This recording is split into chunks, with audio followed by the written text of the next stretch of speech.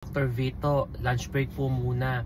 Pwede po bang magtanong kung pwede po bang palitan ng herbal supplement ang mga gamot sa hypertension or gamot sa pagtaas ng blood pressure kagaya po ng losartan at amlodipine? Ito po yung dalawang gamot na karaniwang pong maintenance or gamot ng ating mga pasyenteng merong hypertension or tumataas ang kanilang blood pressure. So from the word itself na sinasabing supplement, ibig sabihin ito kadagdagang gamot. So hindi po ito pwedeng i-replace. So ang sagot po dyan is no. Kasi po kung ang term nyo po is herbal supplement, ibig sabihin pang sustento dun sa pangunahing gamot, kagaya po ng losartan at amlodipine. Not unless na lamang ang inyong statement na gusto po itanong or statement po is pwede po bang magkaroon ng alternative na gamot. Doon papasok siguro yung alternative medicine. Ibig sabihin, iyong tinatanggap at ikaw ay nag-decide na uminom ng alternatibong suplemento or alternatibong gamot kagaya ng herbal, kagaya po ng medicine.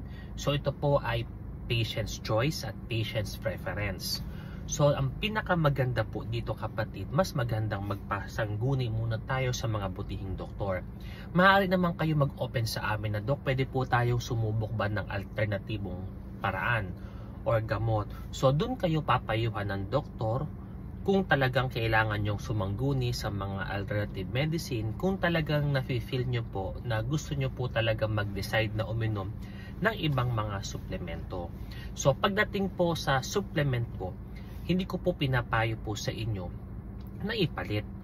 Kasi nga po meron kayong kadagdag, meron kayong gamot at ang inyong supplement is pandagdag. Bakit po?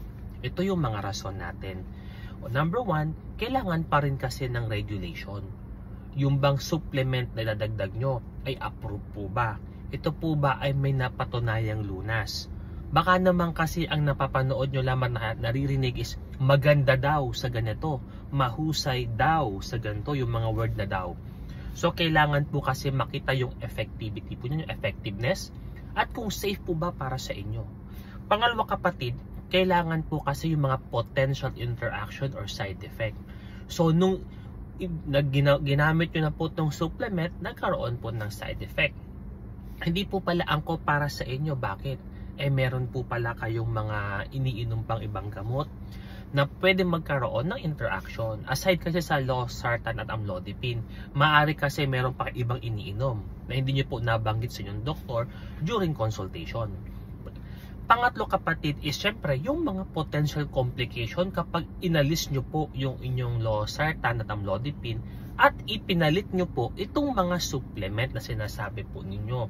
Kasi ang purpose po niyan is hindi lang po bumaba ang inyong blood pressure o makontrol.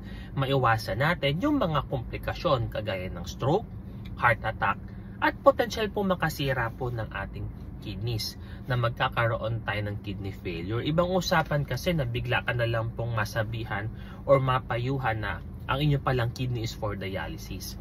So napakakailangan natin na maiklaro to sa inyo din po bilang pasyente, bilang taga-subaybay. Ano po ba yung gusto nyo?